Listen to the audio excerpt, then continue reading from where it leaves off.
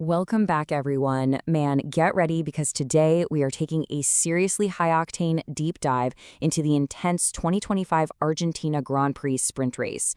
We're going to look at exactly how the whole weekend unfolded, starting from the high-stakes qualifying session all the way through the chaotic start and that absolutely thrilling finish of the sprint. I've got a ton of amazing bike visuals and data for you today, so strap in as we break down what is quickly becoming one of the most incredible family rivalries in motorsport history. To really grasp the crazy energy of this weekend, you literally just have to look at this quote from Alex Marquez right after the racing action. Just imagine being one of the fastest motorcycle riders on the planet, beating almost everyone on the grid, only to be constantly hunted down by your older brother, who just happens to be an 8-time world champion. It's hilarious. It's definitely frustrating for him, and it perfectly sets the stage for the unbelievable duel we witnessed in Argentina. Okay, let's dive right into this. First up, qualifying results.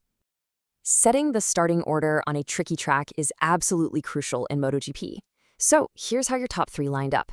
Marc Marquez put down a blistering pole lap of 1 minute 36.917 seconds on that factory Ducati.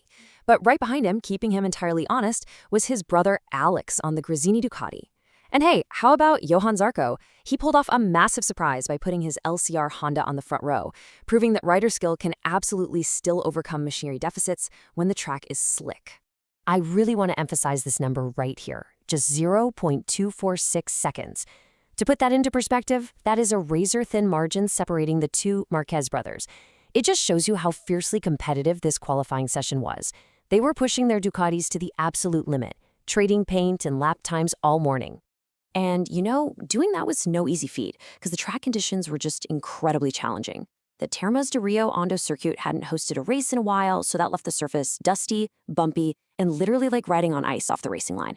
The bikes were sliding around aggressively out there. It demanded absolute precision from the riders, because if you were even 1 millimeter off the racing line, you were out in the dirt.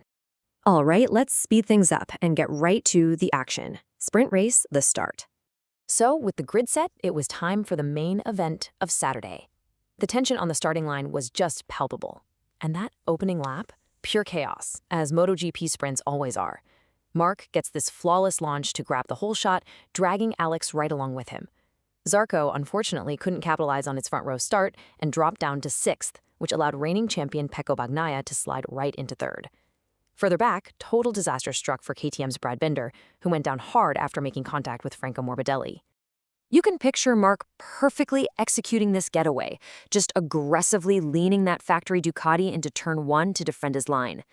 Getting clean air on lap 1 is basically half the battle in a sprint, and Marc knew for sure he had to put a barrier between himself and the rest of the pack immediately. Which brings us to the core of the race, the Marquez brothers' battle. But having clean air up front didn't mean he was alone out there. As the rest of the pack kind of faded away, the middle phase of this 12-lap race transformed into a pure, high-speed family duel.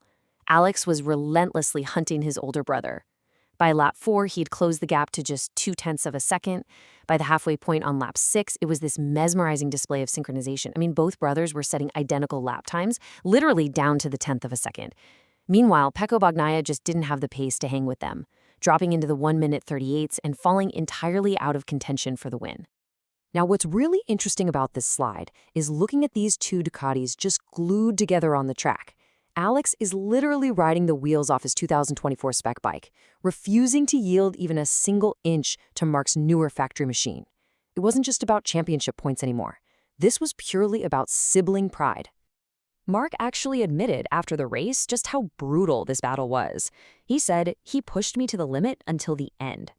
Marc noted that as the tire grip started fading in those final laps, Alex's immense pressure forced him to risk absolutely everything, hanging completely off the bike and sliding the rear tire just to stay ahead.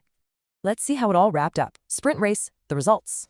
And that incredible tension brings us right to the climax of our race digest. When the checkered flag finally waved on this exhausting 12-lap shootout, Marc Marquez took the victory, but he only managed to pull a gap of 0.9 seconds on Alex at the very, very end. Pecco Bagnaia crossed the line to salvage 3rd place, but honestly, finishing nearly 4 seconds back is a massive wake-up call for the defending champion. And this brilliantly illustrates the utter dominance of Ducati right now. Locking out the entire podium, these Italian machines are simply a cut above the rest of the grid this year. Seeing these three bikes cross the finish line one after another is a stark reminder to Honda, Yamaha, Aprilia, and KTM of the massive mountain they have to climb this season.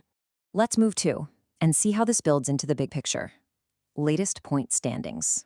Since the sprint race pays out those crucial points, this weekend's results have dramatically reshaped the early World Championship battle. Breaking down the top of the table here, Mark extends his perfect run, sitting pretty at 49 points. But right behind him, clearly established as his primary challenger now, is Alex with 38 points. Bagnaia trails in third with 30. It's also really great to see Franco Morbidelli bouncing back to hold fourth, and the rookie sensation Ai Ogura holding on to a top 5 spot in the standings despite a disqualification later on Sunday. Just 11 points. That is the razor-thin margin separating the two siblings at the very top of the World Championship standings. This isn't just a fun storyline anymore, guys. This family rivalry is definitively shaping the entire narrative of the 2025 season. Which leaves us with one massive, lingering question to wrap up this explainer. Can anyone actually stop the Marquez brothers? Bagnaia scrambling to find the setup, KTM and Yamaha are desperately searching for grip, but right now, the Marquez family is just in a league of their own. What do you think it's going to take to break their streak? Keep a close eye on this as the season progresses, because this sibling rivalry is only going to get hotter. Thanks so much for learning with us today, and I'll catch you on the next explainer.